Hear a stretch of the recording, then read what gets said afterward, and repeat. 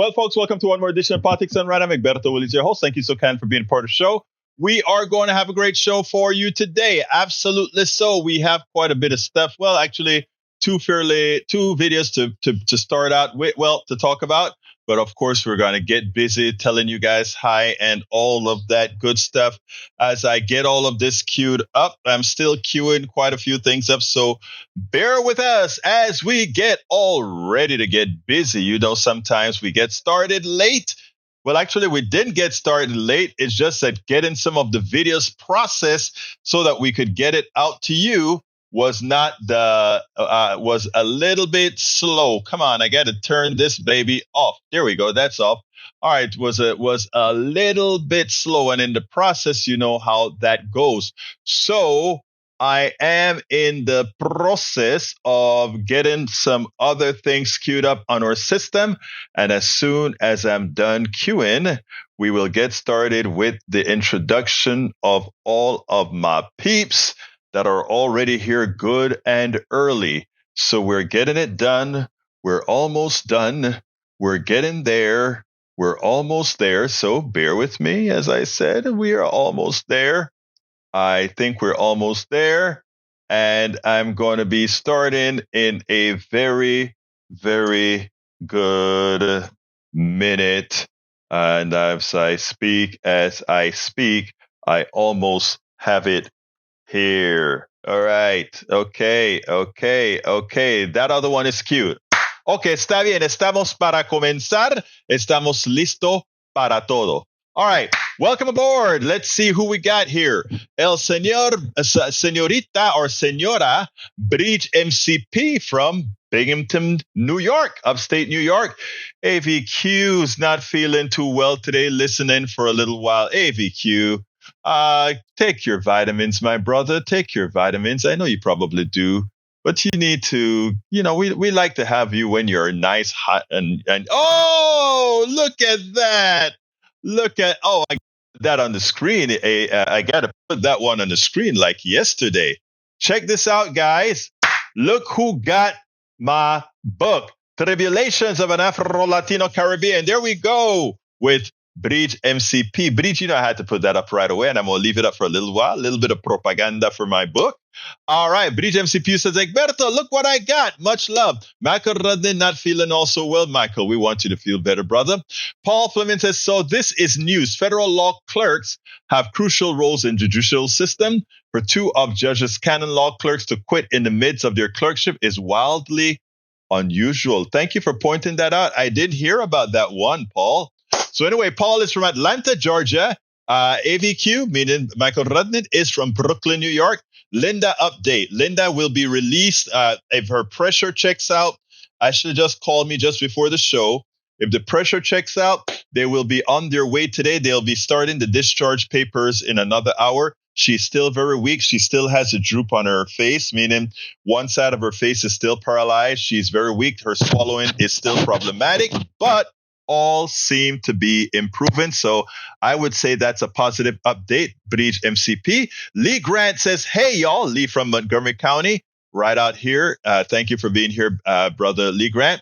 Paul Flemings says nearly 80,000 public service workers, including teachers, nurses, and firefighters, will have their student loans forgiven Thursday, according to the statement from the Biden administration. Read below. I actually have that from Common Dreams, and I think I have it. Actually, it's one of the topics that we are covering today. So thank you very much for that, of course. Let's see who else we got. Eric Hayes says, forcing people is not democracy. The EV mandate costing jobs lost via Ford losing billions. That's a lie, of course. But, you believe your sources. Good luck. We have to save the environment, and it's not about forcing people. If you are tantamount to saying the following, Eric. If we force people not to take cyanide, we're violating their freedom.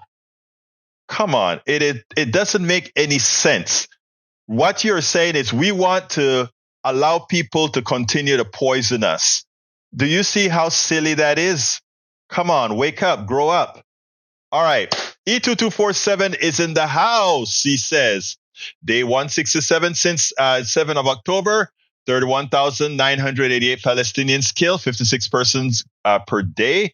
Day 166, at least 74,096 wounded, 162 persons per day, 106,084 casualties. Here's the deal, E2247, and those numbers are conservative because we don't know what's under the rubble.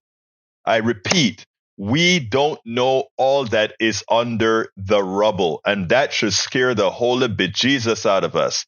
All right, we have E2247 from all over the world. We have Paul Fleming from Atlanta, Georgia as well. He says, a New York judge who oversaw former President Trump's civil fraud trial imposed a monitor over the Trump organization as part of judgment that also required Trump to pay a nearly $500 million penalty. Barbara Jones, a retired federal judge, has been overseeing the Trump organization's finances since November 2022 as part of a preliminary injunction. She is now installed for the next 3 years. It's funny, you got to watch the thug, right? Trump the thug must be watched. His corporations must be matched. Bridge MCP says, good news, but she is definitely doing better. Yes, sir. Yes, ma'am.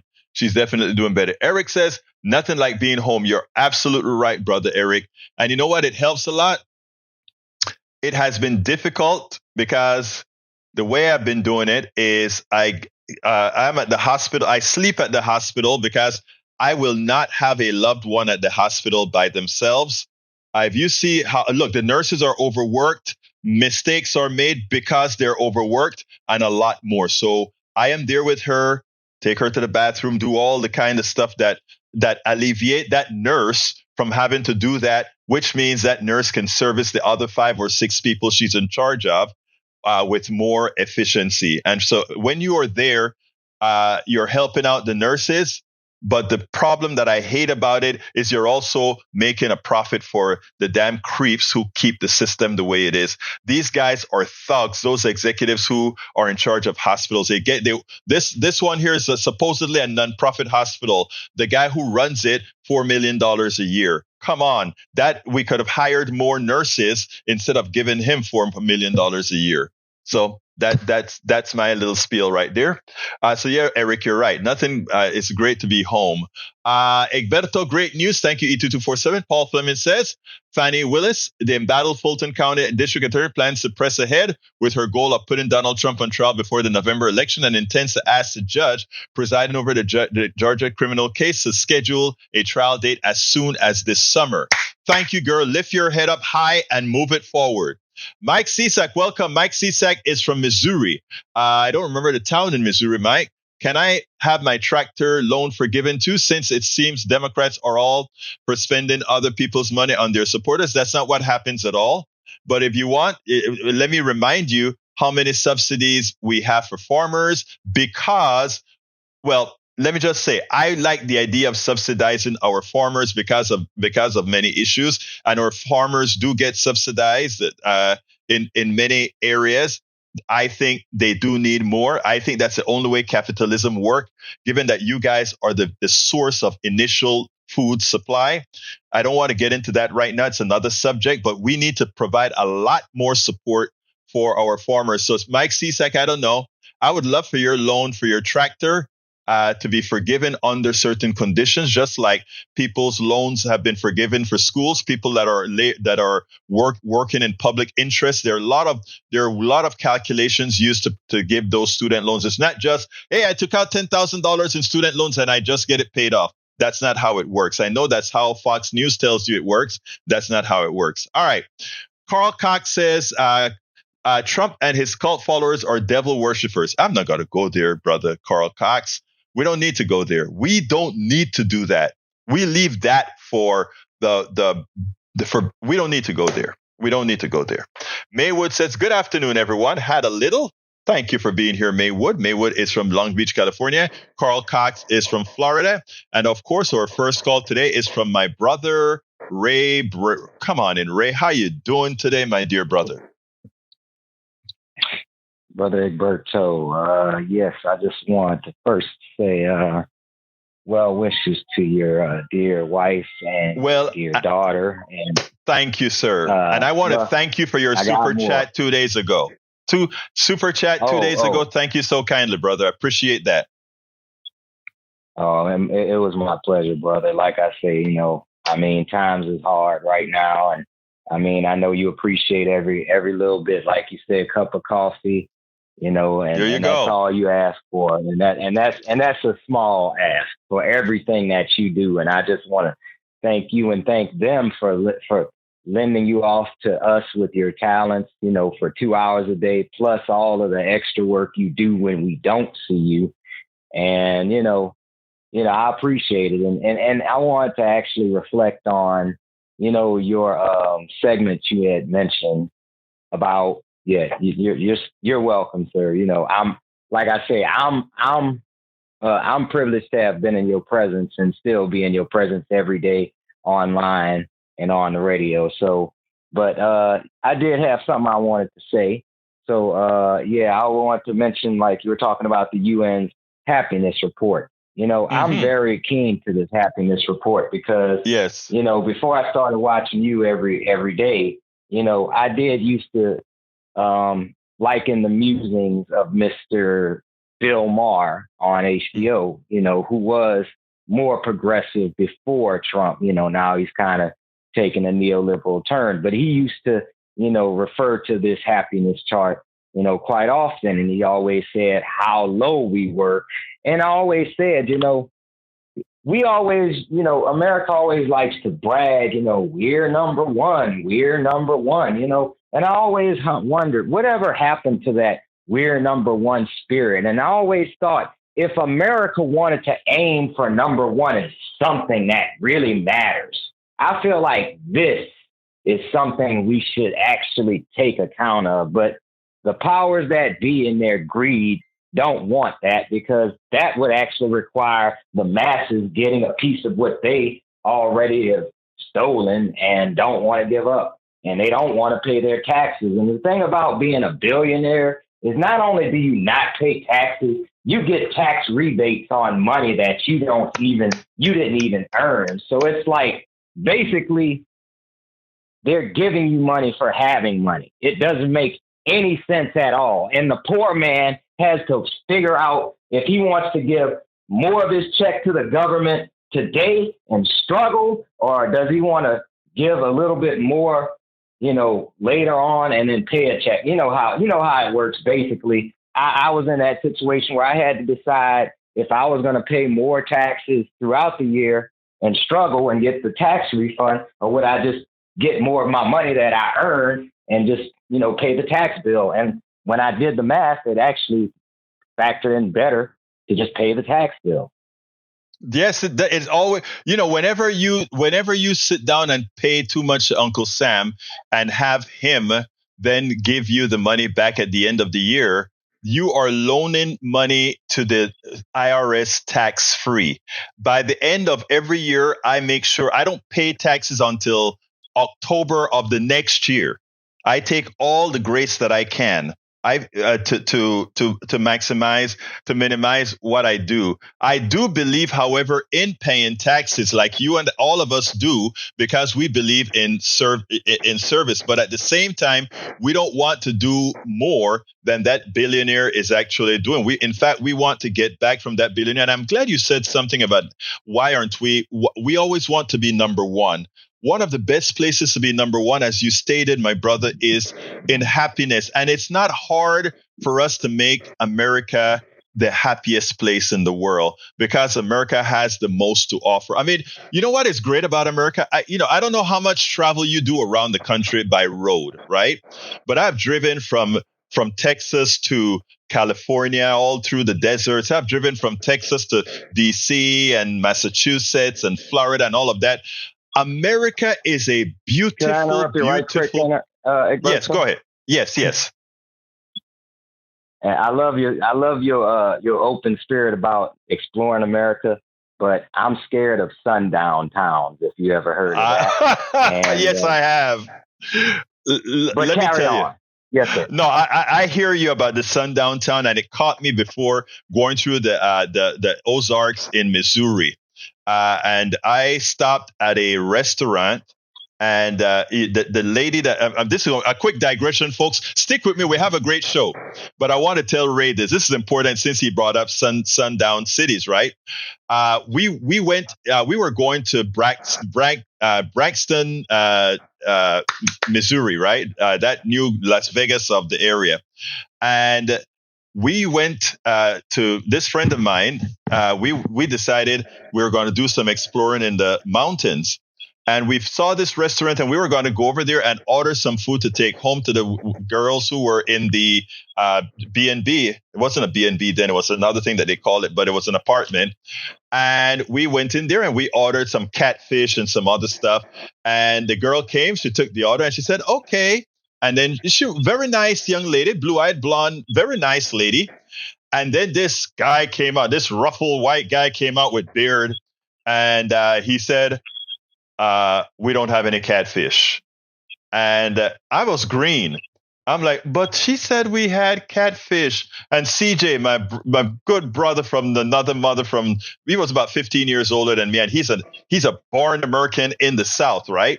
So he's like, when the guy came out and he had a kind of a frown, and people at the pool table and stuff, I did notice they were looking at me, but I didn't think anything about it, right? And he said, Egberto, let's get the hell out of here. And I'm like, but she said we had catfish. We can wait for the catfish. It's okay. And the guy said, we don't have any catfish. And CJ is like, Egberto, let's get the hell out of here. And we left. So I am familiar that there are areas in this place where we still have that. I can tell you some stories of Leakey, Texas as well. Actually, I told that one in my book, but thank you for giving me the opportunity to tell the audience that for folks who don't quite know that kind of stuff, Ray. But anyway, America is a beautiful country. It's a beautiful, scenic. I mean, I've driven all over the country, and there's no reason why we aren't the happiest people. But what we have to do is communicate, in my humble opinion. And what we have to do is what we do here and expand it along. I don't know. If you're listening to my show in the mornings, where we get a lot of right-wing callers, right? I don't know if you've noticed it yet, Ray, but you can see a definite coming, folks, these guys on the right showing that communications actually work, and that even though they're hesitant to make the change, you can see that communication can work. But anyway, Ray, give me what you have to say before I continue with the show. Well, you also said another thing to the point of taxes. The rich don't pay their fair share when it comes to Social Security either. Right. And they actually have a cap on what they get to pay. Like, yes. But for some reason we normalize that. Let's normalize the rich paying their fair share of Social Security taxes. Yeah, well, I tell you what we have to do, in my humble opinion. Most Americans don't feel they are deserving, right? They have a certain amount of loyalty to the wealthy, not realizing that the wealthy looks down at them and see them as peons. The wealthy looks down at them and see them as indentured servants. So what we have to do is we have to get the mystique of the wealthy out of the minds of people. We have to let America know that these are not people that are there to serve you or that really have anything over you. In fact, they need you more than you need them, right?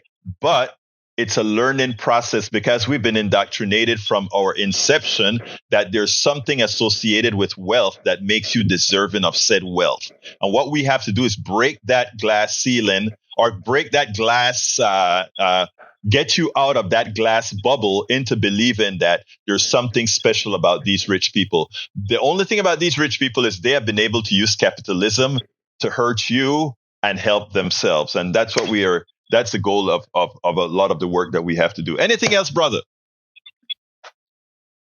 Okay, well, actually, I'm going to piggyback on what you said. I'm really going to go now.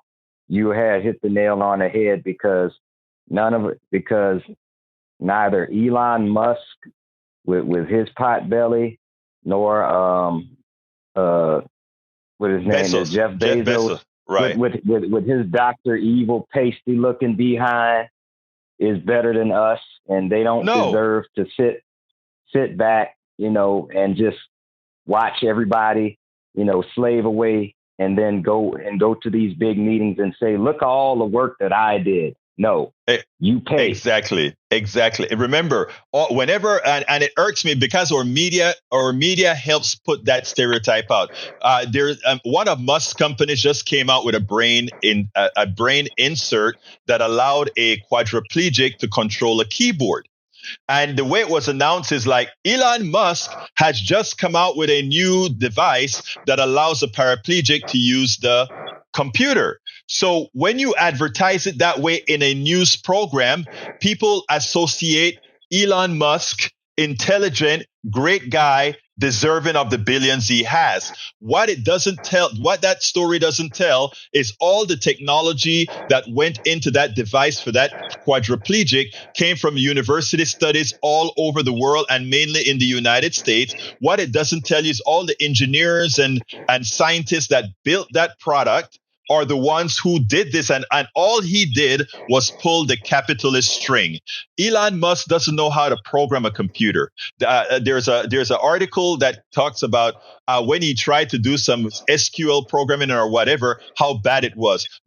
Bill Gates, I love Bill Gates, but he's not the best programmers. I actually saw some of Bill Gates' additions to the BIOS and some other stuff on the PC in the very early days when he used to do a whole lot of stuff in BASIC. He's not these guys are great capitalists. In other words, they know how to use an economic system to let everybody else do the work.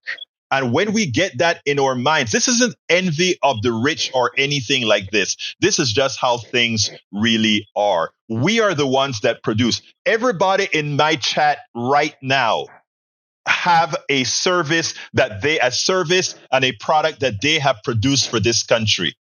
Right? And somebody is on top of them directing the cash flow for what they're going to pull out of it. And it is our job to let people know that absent what they do, there ain't no Musk, there ain't no Gates, there ain't no Bezos, and we have to change that paradigm. But anyway, thank you so kindly for calling, Ray. All right. Thank you, Egberto. And have a wonderful day. Just like you, I'm supporting the Democratic candidate in the presidential race. Thank you. Thank you, brother. Have a good one, sir. All right, let me run down the chat real quick, and then I'm going to get to the first video.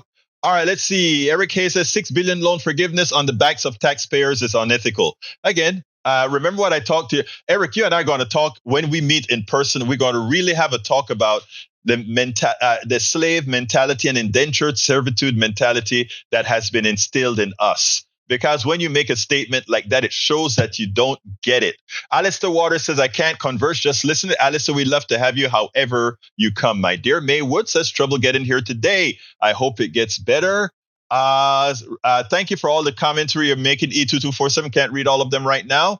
Paul Fleming says, News Nation Q, would you agree this impeachment inquiry is basically over? Of course it's over. It's been a sham all along. Bruce Pollard says, do the ag subsidies favor the big corps? Absolutely. In fact, the big farms are the ones who get most of the subsidies, and the good farmers, like, let's say, our brother Mike Cesek here, get screwed. And when he gets screwed, he wants to blame the progressives. It's not the progressive screwing you.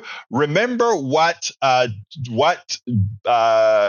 Trump's ag secretary said. I don't remember his name. He was from Iowa. I think he was a former governor of Iowa or something. He said most family farms are going to be gone. That's just the truth about it. That is what Trump's secretary of agriculture said. So there he's saying, to hell with the farmer. To hell with the personal farmer, it's gone. Look it up if you doubt what I'm saying. Michael Rudnin says, Biden managed to get less than 10% of student loans forgiven, and the right-wing bubble freaks out. I think that higher education should be free. I agree. And that all student loan debt should be cleared. I agree. Meantime, we've got young people struggling to pay off the interest on their loan, eventually paying more than double their debt. And of course, wasting the economy. Look, Rudnin, it's more than double. They get screwed royally, and the banks make the money when they're loaning you the money. I'm not talking federal, but they make the money when they're loaning you money. The corporations get your education for free because a lot of the states don't charge them the taxes to educate you. So they're getting free education. And then a lot of these corporations are invested in banks. So they get money. They're paying you for the education that others have given you. And then at the same time, they make a profit on the loans. So it's all a circular capitalist loop. We shouldn't subsidize anyone. It distorts the market. There ain't no market. The market, by definition, is distorted. It's why small family farms are quickly dying. No, family farms are quickly dying because that's what capitalism does. Capitalism, if you have the large corporations that can grow at a faster pace than small family farms, what that means is by definition, the family farm dies. It's not a market distortion. It's the way capitalism works. Capitalism says the following. You have to maximize the profits for the shareholder and the shareholder and the corporate executives. No questions asked. Ask Milton Friedman. Look it up on Wikipedia and see what Milton Friedman talks about the social responsibility of corporations. None. And there ain't no market. The market is a figment of your imagination. All right. The market is a corrupt system of people who control how goods and services are distributed. If you want to have a sensible conversation on that, we can. But there's no real market out here. No real market out here. All right. Let's see what else. Gatlin Combo, welcome aboard, says to the person who wants his tractor loan forgiven, yes, your tractor loan should be forgiven, just like people should have their student loan debt be forgiven. Mike Cisak says New Zealand did away with their heavily subsidized agricultural market over a decade ago, and farmers there are flourishing now. But there are other reasons why farmers there are flourishing now. Famine other places, you get a lot more market to get. It's that simple. It's not magic, my friend. It's not magic. All right, continue with the program. Gatlin Combo says, you are an effing farmer. You are so essential. You should not have any debt. And people go to college in order to make the world better. Most of them, at least. You shouldn't be in debt for that. You know, it's funny, right? Gatlin Combo, I think you're sort of on the left. And Brother Cisak is very much on the right. You are supporting policies to make his life better. But he is so indoctrinated into the fallacies of this market economy that doesn't exist that he doesn't see that you are helping him create a happier life. And that is why I talk about the self-hate that we learned to adapt in our culture. It is this thing that we have to get around. Wow, a lot of commentary. Bri says Biden's calls for a $20,000 in debt cancellation for borrowers who are recipients of Pell Grants, which according to the Education Department is a federal grant that is awarded to undergraduate students with an exceptional financial need and have an annual income of under $125,000 for individuals and $250 for families filing jointly. The plan also calls for $10,000 of loan forgiveness for all other federal borrowers with the same income limits for individuals and families. The administration said it will eligible borrowers claim their relief. The move will provide support for 43 million borrowers, including canceling the full remaining balance for roughly 20 million borrowers. The White House also said it estimates that among borrowers who are no longer in school, nearly 90% of the relief will go to those earning less than $75,000 a year. I mean, if we can give corporations tax breaks for nothing, we can do this as well. Paul Fleming says Trump's invite to major donors prioritize the committee paying his legal bills over the RNC. Isn't he a billionaire? No, he's not. And his assets are likely so leveraged, and that's why he can't take a mortgage out to cover the loan. Check this out. If Trump thinks that appealing, he can win, it shouldn't be difficult for him to get one of his properties, take out a mortgage on that property, and give the money to the state. And when he wins, if he were to win the appeal, he will get the money back. But it shows you that even his assets are corrupt, because the fact that he can't get a mortgage on these assets mean that more than likely these assets are one of two things: overvalued or not owned by him. The guy has always been a con man. All right. Gatlin Combo said there are still companies that want to hand money to him. Not yet. I mean, right now he's having problems. Let's see what comes across on Monday. I'm really, really curious to see what happens on Monday. Sundown Town, Altoona and Cairo, Illinois. Yep, I've heard of that. I've heard of a few in Oregon as well. You know, Let's see what else we got. Cue the law and order, the dumb music. The New York Attorney General leans served to freeze the asset so Trump can't access dissipate it to avoid being used to pay the New York 464 judgment. Two clerk tell me that the New York AG has effectively placed liens on everything Donald Trump owns in Winchester County. Her target, Seven Springs, his 212-acre forested family estate. Story at Daily Beast. Good for them. Good for them.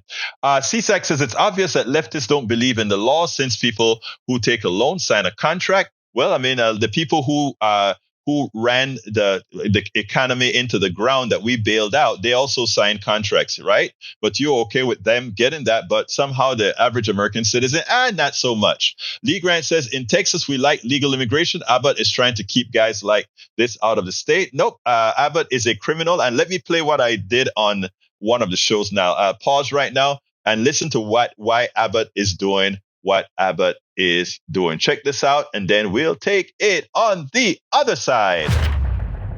Egberto, good morning. I know with this, you're with us in an anthem at that particular time and a song that a lot of people were very proud of. That's who they saw America to be. Now, there's a difference, I got it, between people coming through on a legal basis through the channels that were set up, of which there aren't very many, and they don't allow very many people in, and the people coming across the southern border. Is that a problem? Of course, if only because it's a perceived problem, politically and otherwise.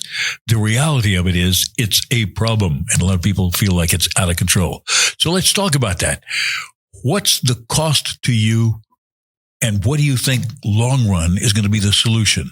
Are we going to take, Kate said a minute ago, it's not practical for us to take 20 million people and throw them out.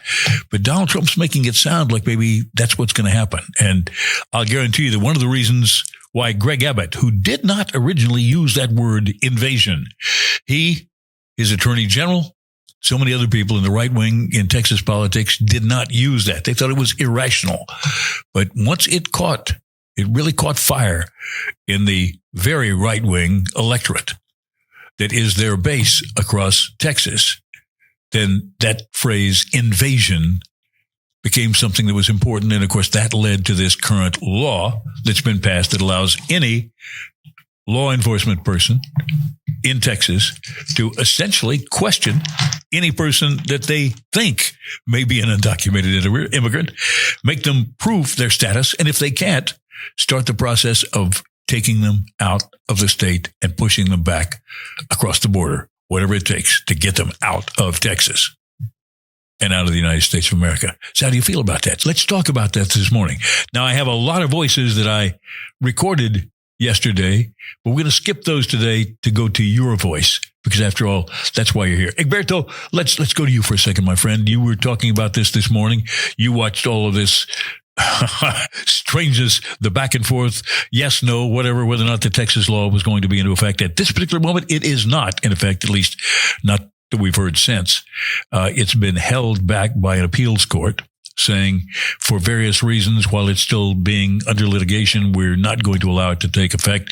Certainly there are some appeals to that underway in various courts right now, and it may be that the Supreme Court or other people reverse that later today. I have no idea.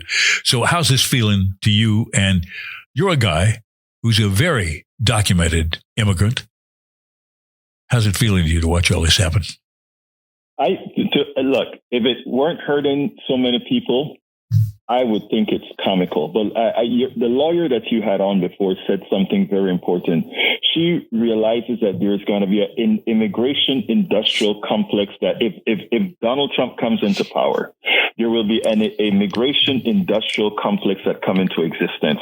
You don't have to worry about us deporting 20 million people. Corporations will not allow the government to deport 20 million people because they need those people. What they will do is they'll create a show. The show will be for little corporations that don't matter all that much, that have a lot of undocumented workers, or a few cities that have a few extra undocumented workers not yet employed. They will make a show out of that. They'll spend a whole lot of money to give money to their friends to create holding tanks, to create all these other infrastructures to keep these undocumented people. And they'll put a lot of people in there because what they know is that they will have a constant supply of these people coming to the border. So as they throw some out, more will be coming in. So we will continue to have that steady supply of undocumented workers to work in our fields, to work in our factories, etc. This is a game being played on American people because this is making a whole lot of money with your tax dollars to go ahead and make the immigration industrial complex enrich a few. But there is another caveat that I hope you had mentioned, Brother Hunter, and that is a lot of the reason we have that steady supply of people coming at the border. The problem isn't the border or putting a wall up at the border. The border is the policies around these different countries where these people are coming from. Haiti and the rice policies. Yeah, well, looking at what's happening in Haiti, how can you blame somebody fleeing from there and trying to get to the U.S. if they possibly can? Maybe the only safe place, because even Mexico is sometimes on the edge of the narcos running it. Go ahead, my friend. Right. So we have to look at our policies around Central South in the Caribbean is sort of feeding that amount of people coming at the border, but we don't talk about that here in America because we only look at things in a shallow manner. So I love the Neil Diamond song because the Neil Diamond song has always been aspirational. I came to this country after the type of song that Neil Diamond speaks about, what we all thought about America, those of us that are overseas and see this as a promised land to come. And bought the story. They bought the story, right? You bought it. Exactly. And so that America is very, very, is the best country at marketing. You know, I mean, French people thought they wanted, there's a thing that Michael Moore did about with French people wanting to migrate to the United States. And he did a simple test with that French person. And he said, by the way, you know, you don't get 6 weeks of vacation. Oh, really? By the way, you know, you don't get health care unless you pay for it and maybe you can't afford it. Oh, really? You don't get maternity leave, right? Oh, really? You don't? Oh, I thought it was the promised land. So we are great at marketing who we are and what we are, but we are still, those of us that are doing this kind of a work are still trying to make ourselves live up to what we tell people we are. Well, let's let some people comment on that. Yeah, and that's the idea. We are trying to, those of us that are progressives, those of us that are doing this work, we are trying to make America live up to all the things those of us that are from other parts of the world. There is a picture that we have of America. There is this, I mean, and look, I came over here and did well. I came over here and formed companies. I came over here and got a great education for which I've thanked every single taxpayer in this country because it was the right thing to do. And I've paid way more in taxes than taxes have paid to get me the portion of taxes that got me through the University of Texas, a portion of taxes that have done everything. So I paid my dues in hundreds of thousands of dollars, way more than in taxes over and over the years. And that was an investment. The taxpayer, when we pay taxes to educate people, when we pay taxes to make sure their health care is good, when we pay taxes to make sure that they live a life not worrying about how life is going to be when they're aged, that's an investment in people that pays off. And guess what's the biggest payoff? Happiness. And guess why we're going down in happiness? Because we continue to get this wealth disparity as the capitalists take your money, as they use you as a cash influx solely. That's what it's all about. All right. Let's see. Gatlin Combo says, yeah, this is why it's hard to get more Americans to vote progressive. They think it's unrealistic to have progressive policies. Not true. Progressive policy is makes people happy, and it's more fair. It is fair. It is the fair thing to do. Sorry that your internet is acting up, Brother Maywood. Gatlin says wealth is already being confiscated from working people and into the hands of rich people. And that's what a lot of folks don't realize. Inflation is wealthy corporations picking your pocket, right? Think about this. Inflation is corporate greed. It's wealthy corporations picking your pocket. And whenever I was on Nextdoor. It's a social media site for communities.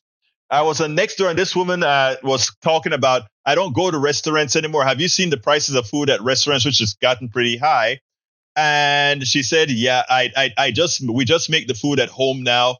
She said, so much for Bidenomics, right? So I wrote back a message that says, okay, and a long message, and she deleted it. She deleted her whole thread because I gave a great explanation as to why it's not Bidenomics. I said, could you tell me numerically, how do you attribute those high prices to Bidenomics? And then I went ahead and I said, if we continue to attribute these high prices and other bad things to a government, we are actually taking corporations off the hook. Why not look at XYZ? And I gave her a complete explanation, and people started to love it. And I'm in a red community, but I explained it in such a detailed, non-confrontational manner, and I showed the directions as far as how it worked. These people in Kingwood and Atascocita, they were bang, bang, bang, bang, loving it. And so every so often, every time somebody loved it, I get an email. So the last email that I got disappeared. I'm like, what happened? The woman the woman deleted the entire thread, because what she realized is that it was silly. When people just say, oh, Bidenomics or Biden-inflation, it shows limited thinking. And she felt so small when she said Bidenomics. And then I gave that that explanation where she should be putting her ire against the corporations. And people in Kingwood, some of the people I went and look and see the kind of messages that they have. And these are conservative people. And I'm like, wow, they're actually, again, I wrote it nice and non-confrontational, and they got it. I'm glad I remembered that, because this is the message that I have for all our listeners right now, specifically the progressive ones. When you go into chats or Nextdoor or whatever, use the things that we talk about here in a non-confrontational manner. Ask questions like, explain to me one for one. Okay, Bidenomics. How does Bidenomics actually translate into these higher prices? Ask them to explain it. And before they explain, says, because the way I see it is, and then you go ahead and you give the explanations that we talk about here. It is very important that we populate the ethos with it. You may not convince that person that said Bidenflation, but you know who you're going to have thinking? That other person that reads that thread, right? They're going to read that thread. And even if that other person doesn't, they are so stubborn or so messed up in the mind, they don't want to see it. A lot of people do. And what happened in this thread is a perfect example. People were liking my comment so well that she decided to just delete it, because she couldn't take it that here we were getting something done. So I'm asking all of you out there, get onto the chats, get onto the threads, get onto Reddit, get onto Facebook, and comment. Don't ever get mad. Just comment with the things we discuss here, and leave that into the ethos, leave that into the space. I do a lot of that, right? Commenting, so that we can not necessarily educating the person who wrote the silly thing, but educate others that would read the silly thing. I got another video that I need to show. It's 10 minutes long. I tell you what, I'll play that tomorrow, because I only have 12 minutes, and I'd like to read some more of this stuff here that we have here. Michael Rudden will give me hell if I don't read some of this stuff, okay? Paul, this is why New York Spectrum 1.1, the pandemic relief of funding to help American farmers during the Trump administration, went to black farmers, said Agricultural Secretary Tom Vilsack. Tom Vilsack is a good guy. He's a good guy. He's fairly moderate. Let's see what else we got here. Paul Fleming says, Tennessee representing Jones. Yesterday, I stood with farmers to take on corporate greed by restoring their right to repair their own equipment. Corporate monopolists are costing our local Tennessee farms $131 million a year while enriching themselves. We must fight for our farmers, not corporate profits. You see, Democrats and progressives are the one. Thank you, Jones. That's helping farmers. We have to change the paradigm. The farmers are screwed the most. Actually, believe it or not, farmers get screwed more by our system than people in urban areas. The poorest parts of this country is farmland, rural areas, etc. But they still vote against their own interests because they don't know. Fox News doesn't enlighten them. OAN doesn't enlighten them. And of course, now we got Epoch, doesn't enlighten them. All right. Let's see. Eric Hayes says, Rudnin, you pay off other loans. You do not quit asking other. All right.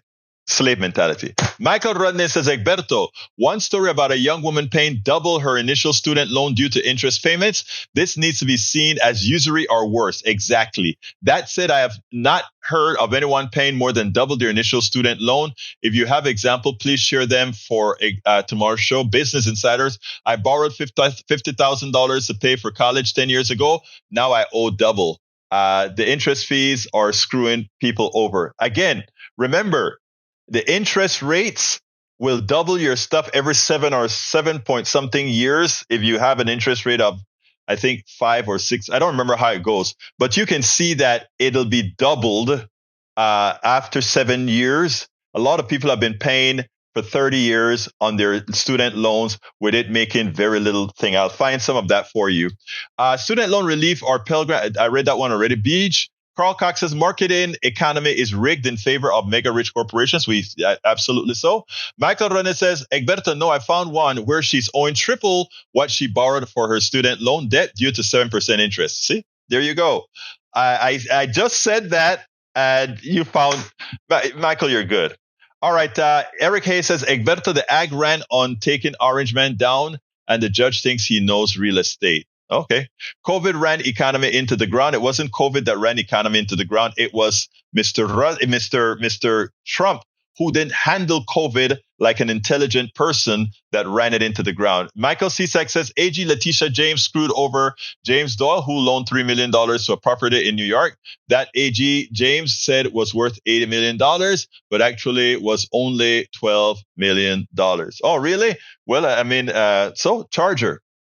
You know why you can't? Because you get a lot of bad information. Another piece of bad information. All right. Paul Fleming says share of Donald Trump's social media company, Truth Central, could start trading on the stock market as early as Monday. It would immediately raise his net worth by around $3 billion, and he may be able to pay his legal bills, including the $454 million penalty. There is the answer. Capitalism. He's going to make money out of nothing. There you go. Capitalism. Again, guys, look at that. I had heard that before and I completely forgot it. Donald Trump is going to be taking Truth Central public. Immediately, that stock is going to be worth something, right? He can cash in that stock. If he's $3 billion, he can cash in a sixth of it. Even if that stock tanks, he's already cashed in. That's capitalism. That's what I'm talking about. That makes no sense. Bridge MC, Ron DeSantis signed healthcare bills into law today, which did not include expansion for Medicaid or affordable coverage. One day after House Republicans proposed to cut Medicare, Social Security, the number is too exuberant, like $8 trillion to tax cut for the rich. Trump's added on the debt. Anti-healthcare agenda will hurt Florida's the most. And that is the message that we have to continuously get out there, folks. That's what we got to get out there. All right. Bree says, not sure if Truth Social will go public. They are still thinking about it. I hope they do. Lee Grant says, according to the recent Gallup poll, 28% of Americans consider immigration to be most important issue facing the United States. The percentage has risen from 20% just a month ago. You guys are great in scaring the whole of bejesus out of people. Now, guys like me, we have to bring the temperature down. We got to bring some sanity into the system. Lee Grant says, okay, that's another conversation. Carl Cox, Egberto, Carl Cox here. I'm from Riverdale, Georgia, not South Metro Atlanta. Why did I say you were in Florida? Sorry, forgive me for saying that. Riverdale, Georgia. Egberto Willies, when Paul Fleming's seen this, from migrant farm worker to astronaut, a true story is now a movie. Hernandez would become one of NASA's few Latino NASA astronauts, and his inspiring story is now the subject of Prime Video's A Million Miles Away, with actor Michael Peña starring as the engineer. Thank you for bringing that up. Of course, Hayes. Hey, boy, I'm going to have to hit you up the head when I meet you for coffee, Eric Haynes. Let's see what else we got here. What I tell you, I got some homework for you, Eric Hayes. I want you to come prepared when we're having coffee with a piece of paper, and you tell me how Bidenomics directly created and made things more expensive. I want you to do that for me. Notice you got your homework ahead of schedule. I know the answers. So I want you to do the research and come and teach me that my answers are incorrect. Please do that, brother. All right. You know we're going to have a good time, but I want you to do that because anyway, we'll move on to that. All right. Seems like we're almost done with the list here. You would be going to college for several years for one degree. The cost is irrationally high. It's sad. We have started to do a whole lot of things, that are bad. But, I got to start winding down to get out of here. But I want to ask everybody, first of all, to support the program. And how can you support the program? It is very easy to support Politics Done Right. We have one link.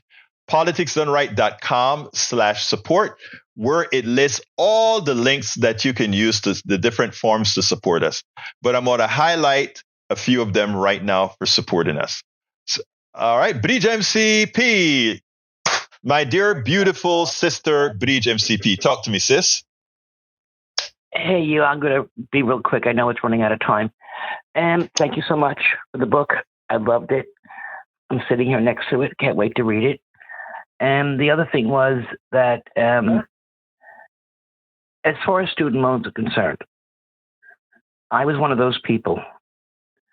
I had 2 student loans out. And what they did with the mortgage companies, they did with the student loans. They just resold them, changed the interest rate. And I'm one of those people that paid more than the loan. I went and made that comment. I'm like, yep, that was me. I paid that thing 3 times over, and I still owed thousands. And Bill Clinton signed a law. You can't claim that as bankruptcy. And it was bankrupting me. I was like, I've paid this over and over and over. I mean, how many times do I have to keep paying you? And then I ended up getting disabled, and only then did they dismiss my student loans. So people think like, oh, they're giving all these millions to all these people who don't pay, blah, blah, blah. That's not true. First of all, you have to qualify for it. Second of all, there's a lot of rules to be able to get it. And I was one of those people. I paid over and over for that thing for like 10 years, way past my master's. And I still had to pay. It seemed like I never could get the money down, ever. It never worked. It was like a game. Because they just kept them reselling it. Next thing I knew, it was like under this name. I was like, what are you talking about? It was under that name last month. And the interest rate would go up. So now I had to pay more. So people don't understand what they're talking about when it comes to student loans. That's all I wanted to say. Bridge MCP, thank you so kindly for calling in to tell us a true story about student loan, because like you said, many people think, oh, this is just something to get people off of paying a bill that they owe. It's sad that it is not. But what is sad, more sad, is that we have given grants and all of that to corporations constantly in the order of trillions of dollars. And a lot of the poor people that are complaining about a few middle class people getting breaks on their student loans, or poor and middle class people getting breaks on their student loan, some middle class and poor people looking at them as being the users or being the degenerates, when it's our corporate structure that presents the degeneracy. So thank you for your story. They bail out everybody else. Right. But anyway, thank you for Eric just posted about you. expensive schools. I went to public schools, and then my only expensive one was my master's. So he's and look. Anyway. Disregard that. Let me just tell you, I went to University of Texas because I had to start out by paying most of my stuff because I started out, as a Eve. I forgot the name of the visa it came on, but I paid all of my stuff off. And some people come and they say, wait a minute. Well, if you paid your off, why do you have other? Why should somebody else do it? Let me give an example here based on what you just said. I paid my student loan off. I only paid probably 20% more than my total student loan was. Here it is. You paid 3 times as much. You paid more into the system than I did to pay back your loan. And you want to tell me that somehow those of us who paid our loan back have some right to say not to give other people's forgiveness for loans when, in effect, they've been ripped off? I am sorry. We have to learn, number one, I know. It honesty. didn't happen to them.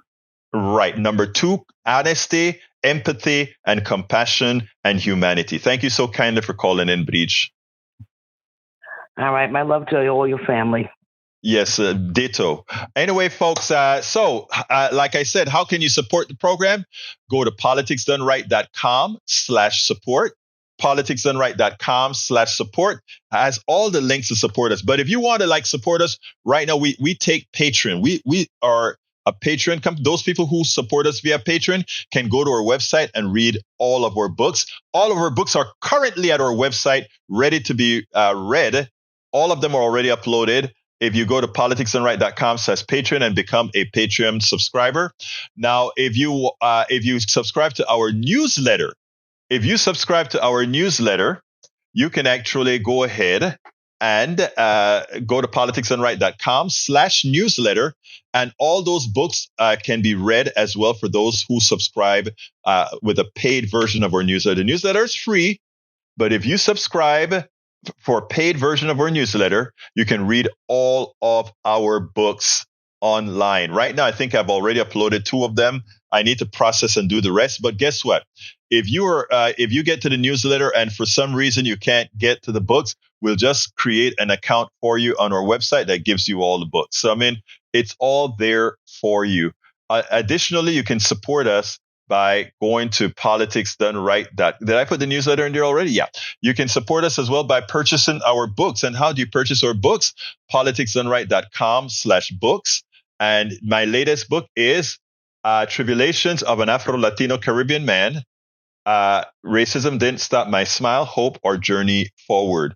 And I guarantee you this book is was written for everybody. I bet you will get some positive affirmation out of this book. I have always used bad things that happened to me, negative that's happened to me, to move me forward. I used it as a strength builder.